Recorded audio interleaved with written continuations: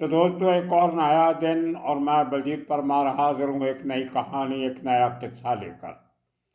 मुझे मालूम है आप सबकी तवक्को रहेगी कि मैं आज उत्तर प्रदेश के उस कांड की बात करूं जिसमें दो भाइयों का पुलिस के सामने मर्डर कर दिया गया।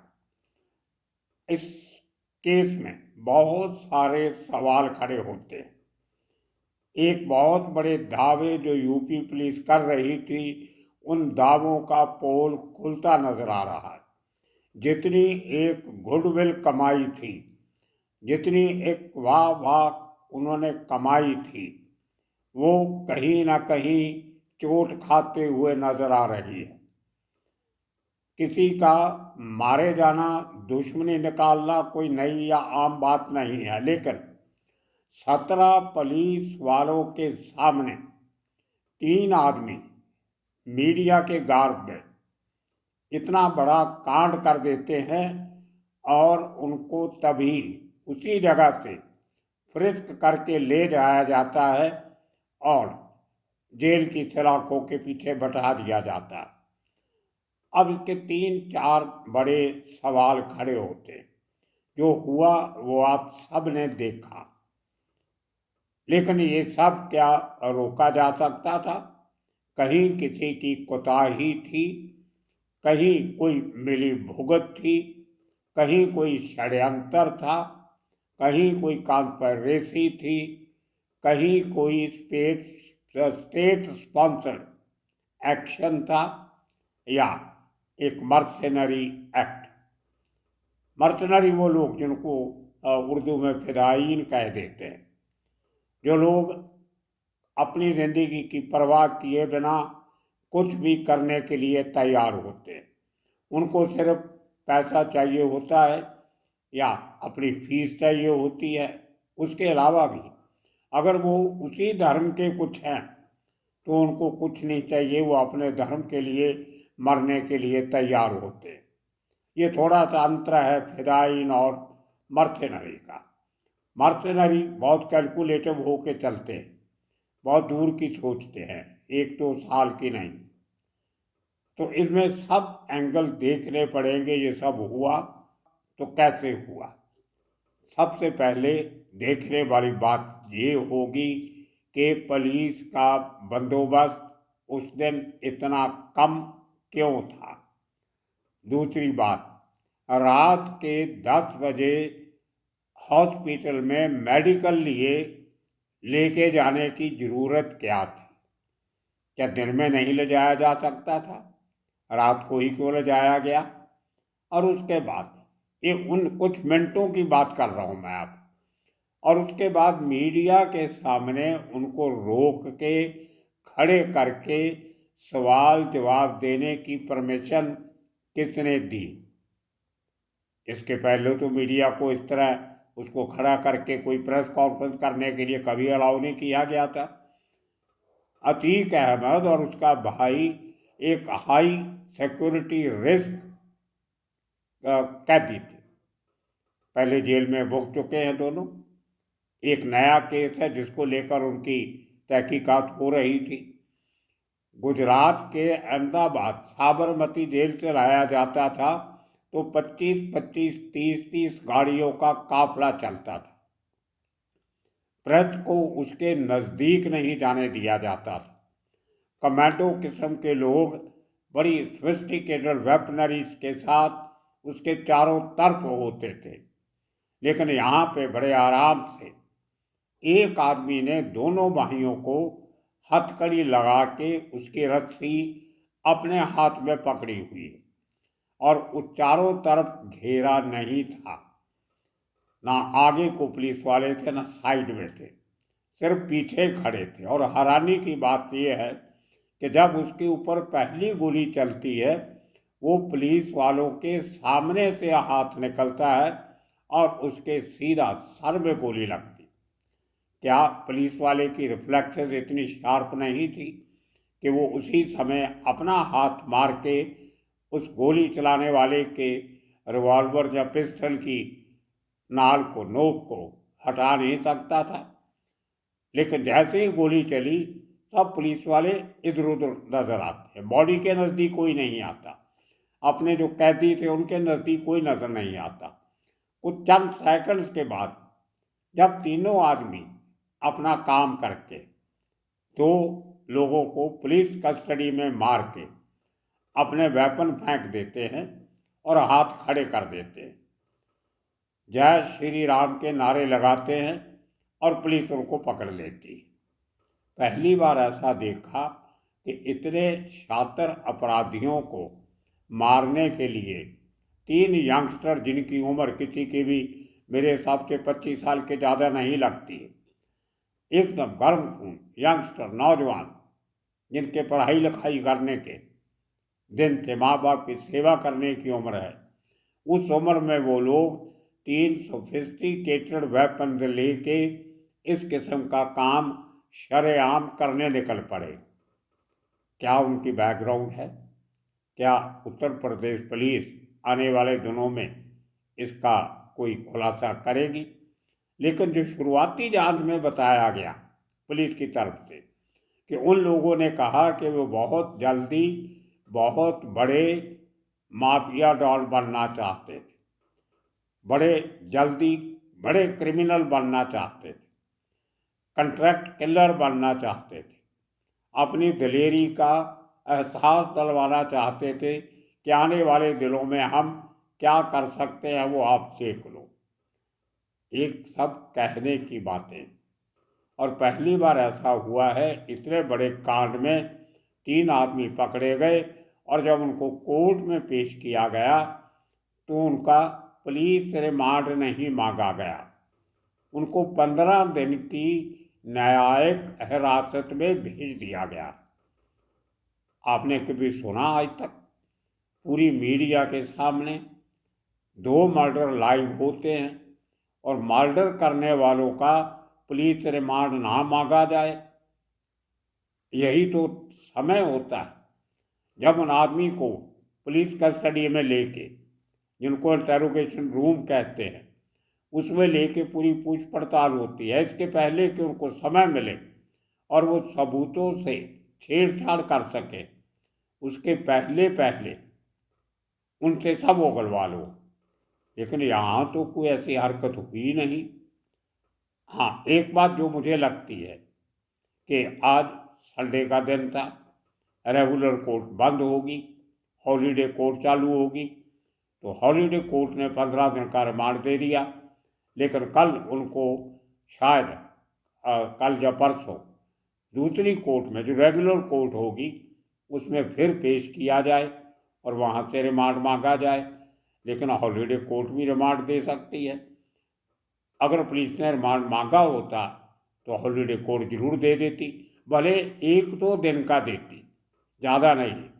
हॉलीडे कोर्ट लंबा रिमांड नहीं देती, 1 दिन का 2 दिन का रिमांड दे देते हैं कि छुट्टी के बाद इनको रेगुलर कोर्ट में पेश करके आप रेगुलर रिमांड की अर्जी लगाइए। लेकिन यहाँ वो बात नज़र नहीं आती। और उसके बाद इतनी ज़्यादा जिनको कहते हैं गलतियाँ, procedural mistake, standard operation procedure, SOP का ख्याल नहीं रखा गया। जिस आदमी के साथ 60, 70 हथियारबंद पुलिस वाले चलते थे आज के 1 दिन पहले तक, आज उसके साथ 17 आदमी क्यों थे? और उस 17 में से भी 3-4 को छोड़ के किसी के पास हथियार नहीं थे, किसी ने कोई बुलेट प्रूफ जैकेट नहीं पहना था, उनमें से कोई भी ऐसा नहीं लगता था जो किसी खतरे का, किसी जो कोई एकदम अचानक वारदात हो जाती है, इमरजेंसी, कंटिजेंसी, उसका ख्याल रखने के लिए तैयार हो। बड़े सुस्त से अजीब से लोग आसपास नजर आ रहे थे। लेकिन जैसे ही वो आदमी अपने आप को सरेंडर करते हैं तो उनको नीचे गिरा के पकड़ के दिखाया जा रहा है कि हमने उनको दबोच लिया। वो हथियार फेंक के खुद ही हाथ खड़े करके खड़े हो गए थे कि हमें अरेस्ट कर लीजिए और जय श्री राम के नारे लगा दिए।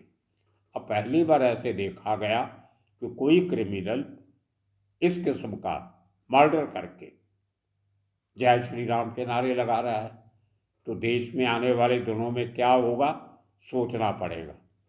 अगर आप आज लोग क्रिमिनैलिटी को धर्म से जोड़ के देखने लगे तो बहुत घातक होगा देश के लिए, और सबसे ज़्यादा घातक होगा उत्तर प्रदेश के लिए ही। क्योंकि धर्म के नाम से अगर आप भावनाएं भड़काओगे, क्राइम के साथ धर्म को जोड़ोगे या धर्म के साथ क्राइम को जोड़ोगे, उसके नतीजे जरूर बुरे निकलेंगे, अच्छा नहीं निकलेगा। उसके अगली बात करते, यूपी सरकार ने एक कमीशन बैठा दिया, जुडिशियल कमीशन। अब जुडिशियल कमीशन के जो टर्म्स एंड कंडीशंस होंगी वो कब बताई जाएंगी, उसके मेंबर्स कौन कौन होंगे वो अभी तक नहीं बताया गया, कितने दिनों में अपनी रिपोर्ट देगा वो कमीशन, ये कुछ नहीं बताया गया। तो जितना आप इस केस को लंबा खींचोगे उतने शक के दायरे बड़े होते जाएंगे। तो ये बहुत सारा कुछ ऐसा नज़र आ रहा है कि सरकार इसको उतनी संजीदगी से नहीं ले रही जितनी संजीदगी से लेना चाहिए था। अब करते हैं हम इश्यूज़ की बात। पिछले कुछ सालों से उत्तर प्रदेश सरकार इस बात के लिए शाबाशी ले रही थी कि उन्होंने यूपी से गैंगस्टरवाद ख़त्म कर दिया, गैंगस्टरों के घर तोड़े गए, गैंगस्टरों की प्रॉपर्टीज कमर्शियल और दूसरी बुलडोज़र से ढहा दी गई, उनके बिजनेस बैंक अकाउंट सील किए गए, जो दूसरी प्रॉपर्टीज थी उनको या तो सीज किया गया या अटैच किया गया, और जो 2 नंबर की थी वो सब गिरा दी गई। क्या उसी किस्म का एक्शन अब इन तीनों के खिलाफ भी होगा? क्योंकि उन्होंने भी वही क्राइम किया है जो क्राइम उन लोगों ने किया था जिनकी प्रॉपर्टी के ऊपर आपने बुलडोज़र चला दिए और जिन लोगों का आपने एनकाउंटर कर दिया, ये कह के कि गोली का जवाब गोली। अगर उन लोगों का एनकाउंटर हो सकता है तो इन लोगों का क्या हुआ, इनको छोड़ क्यों दिया? जब मौके पे हाजिर थे तो इन लोगों के लिए, इन 3 क्रिमिनल्स के लिए जिन्होंने 2 मर्डर किए शरेआम पब्लिक के सामने, मीडिया के सामने, उनका एनकाउंटर तो हुआ नहीं। लेकिन अगर दूसरा आदमी मर जाता है, उसको मारने वाले को ढूंढ ढूंढ के एनकाउंटर किया जाता है, इनको क्यों छोड़ दिया? ये सबसे बड़ी नाकामयाबी है यूपी पुलिस की, जो शक की सुई को हरकत में लाता। क्या एनकाउंटर करने के मापदंड भी अब धर्म के आधार पर होंगे या जाति के आधार पर होंगे या पैसे के आधार पर होंगे या किसी व्यक्ति विशेष की पर्सनालिटी को लेके उसके आधार पर होंगे? ये बहुत सीरियस मुद्दा है। और मुझे लगता है कि 2 छुट्टियां होने की वजह से, शनिवार एतवार, इसलिए शायद कोई कोर्ट कचहरी हरकत में नहीं आई, और लगता है आने वाले 2 दिनों में इस बात की गूंज सुप्रीम कोर्ट तक पहुंचेगी। कुछ ना कुछ बड़ा एक्शन जरूर होगा, क्योंकि यूपी सरकार कहीं ना कहीं कोताही कर गई है। ना तो उसको प्रॉपर सिक्योर किया गया, ना उसकी सिक्योरिटी के पुख्ता बंदोबस्त किए गए, और ना ही प्रॉपर रिएक्शन किया गया। जितने पुलिस वाले आपने देखे होंगे वीडियोस में जो उस इंसिडेंट के टाइम की वायरल हो रही हैं, उनमें 3 ऑफिसर्स की कमर की बेल्ट के अंदर पिस्टल या रिवॉल्वर लगे हुए हैं। एक आदमी जो नीचे पड़े हुए कातिल को पकड़ रहा है, उसके गले में ऑटोमेटिक वेपन है। आप अंदाज़ा लगाइए, अगर वही ऑटोमेटिक वेपन वो नीचे पड़ा क्रिमिनल जिसके हाथ अभी खाली थे वो पकड़ के उसको चला देता तो कितने लोग मरते। मतलब बड़ी अजीब सी हालत लग रही थी, कोई प्रोफेशनलिज्म नज़र नहीं आ रहा था। और सबसे ज़रूरी बात, इम्पोर्टेंट, जिन लोगों ने ये गोलियां चलाई हैं उनके पास इतने सोफिस्टिकेटेड वेपन्स कहाँ से आए? ये टर्की के बने हुए पिस्टल कहे जाते हैं। इसी किस्म के हथियार सिद्धू मूसेवाला जो पंजाबी सिंगर है पंजाब का, उसके मर्डर में भी इस्तेमाल किए गए थे। क्या कहीं उन क्रिमिनल्स के तार इन क्रिमिनल्स के साथ तो नहीं मिलते? या कहीं वो हथियार supplier, arms and ammunition supplier, जिन्होंने सिद्धू मूसेवाला के कातलों को हथियार सप्लाई किए थे, क्या उसी कार्टेल ने इन लोगों को भी हथियार सप्लाई किए? ये सब बहुत ज़रूरी बातें थी। हथियार दिए कि बहुत महंगे हथियार है, 4-5 लाख का एक वेपन है, 15 लाख की 3 वेपन हो गई। अब क्या पुलिस ने इन तीनों से पूछा कि आपके पास ये इतने महंगे हथियार कहाँ से आए? पैसे किसने दिए? पेमेंट आपने की या किसी और ने की? हवाले से पेमेंट की या ऑनलाइन की गई? ये सब चीज़ें पुलिस कस्टडी लेके ही पूछी जाती। अब ये चीज़ें तो पूछी नहीं गई, सीधा उनको पकड़ा, मेडिकल करवाया और उनको जेल में भेज दिया। कोर्ट ने परमिशन लेके पेश करके कोर्ट ने कहा 15 दिन जुडिशियल कस्टडी, तो 15 दिन जेल में भेज दिया। जो सवाल जवाब उनसे होने थे, उनके जवाब ढूंढने का समय उनको दे दिया गया। हालांकि शायद वो जवाब पुलिस को पहले से मालूम भी होंगे। ये लगता तो ऐसे ही है कि वो लोग इतनी हिम्मत करके इतने पुलिस वालों के सामने नहीं आते। दूसरी, इन तीनों के बारे में बड़ी बात, ये कोई नोवाइस नहीं है, कोई नए बंदे नहीं हैं, कोई पहला क्राइम नहीं किया। इनकी लंबी चौड़ी क्रिमिनल हिस्ट्री होगी। जिस तरीके से वो फायरिंग कर रहे थे, वो purely very very well trained and professional killers की तरह कर रहे थे।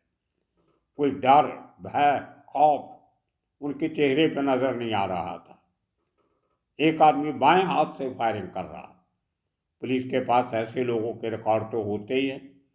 क्या यूपी पुलिस ने इन लोगों को पकड़ने के पहले वो जो इनका रिकॉर्ड है वो कहीं इधर उधर तो नहीं हो गया, इनका पुराना रिकॉर्ड नहीं मिले और कहा जाए कि लोगों को इनकी हरकतों से गुस्सा था, इंडिविजुअली उन्होंने तीनों ने मिलकर प्लान कर लिया? मुझे ऐसा नहीं लगता। बहुत लंबी चौड़ी सोची समझी साजिश है। वो किसी इंडिविजुअल की हो या सरकार की हो या पुलिस की हो, इसका अभी तक कुछ नहीं कह सकते, लेकिन साजिश है जरूर, क्योंकि ये हथियार प्रक्योर करने में समय लगता है। ये 2-4 घंटे में, एक दिन में हथियार नहीं मिलते। पैसा अरेंज करने में समय लगता है, फिर उसको लेके जाने की, पुलिस कस्टडी से उसको हॉस्पिटल लेके जाने की, मेडिकल के लिए, ये इन्फॉर्मेशन कोई बहुत पहले कोई लीक नहीं करता। अगर वो इन्फॉर्मेशन लीक हुई तो किन लोगों ने की, बाकी मीडिया वाले कैसे पहुंचे और ये तीनों मीडिया वालों के साथ शामिल होकर कैसे पहुंचे, इस बात का जो इंक्वायरी है पूरी डिटेल वो भी पुलिस को बतानी पड़ेगी। खास तौर पे इन तीनों का क्रिमिनल बैकग्राउंड वो निकालना बहुत ज़रूरी है। वो कुछ पत्रकार भी निकाल लेंगे अगर उनको इजाज़त होगी ऐसे काम करने की, अगर उनके पास समय होगा या उनके पास कोई पत्रकारिता की ईमानदारी होगी तो इन बातों को जरूर निकाल लेंगे। ऐसी बातें ज़्यादा लंबे समय तक छिपी नहीं रहती, लेकिन एक साजिश है और यूपी पुलिस ने एक सेल्फ गोल कर लिया है। इतने सालों महीनों से अच्छा काम करते करते अचानक ऐसी गलती कर बैठे कि पूरे का पूरा ठीकरा उनके सर पे टूटेगा। कि जिस क्रिमिनलाइजेशन को, क्रिमिनल्स को वो ख़त्म करने का दावा कर रहे थे, उन्हीं क्रिमिनल्स ने इनके गढ़ में आके बता दिया कि क्रिमिनल्स को ख़त्म करना इतना आसान नहीं होता। इस चैलेंज का जवाब यूपी सरकार क्या देगी वो भी देखने वाला होगा। और ये कोई पहली बार नहीं है कि पुलिस के सामने इस किस्म का हादसा हुआ हो। अमृतसर में सुधीर सूरी का कत्ल, जब 30-35 पुलिस वाले वहाँ हाजिर थे, एक अकेला आदमी आके गोलियां मार के चला जाता। तो पुलिस की कोई, इसको हम इतनी बड़ी गलती नहीं कह सकते। उनका ना तो ट्रेनिंग है उनकी, ना कोई उनको मोटिवेशन है, ना उनका कोई इतना कोई ख्याल रखा जाता है। 10 बजे रात को उनको आप भेजते हो, आधे लोगों ने चप्पल पहनी हुई थी मेरा ख्याल उसमें। तो ऐसे जो सिस्टम है वो इतना नकारा हो गया है, और जो पॉलिटिकल फोर्सेस अपने पॉलिटिकल बेनिफिट्स के लिए लोगों के जज्बात का एक्सप्लॉयटेशन करते हैं, मेन बीमारी वो है। लड़ाई उससे लड़नी पड़ेगी। क्रिमिनल आते रहते हैं, जाते रहते हैं, लेकिन जो क्राइम आपके मनों में, दिल में पनप रहा है, उसको निकालने की कोशिश करनी होगी। तो दोस्तों, आने वाले दिनों में इसी किस्म के और कितने कहानियाँ लेके फिर हाजिर होंगे। तब तक के लिए आप सबका बहुत बहुत शुक्रिया, धन्यवाद।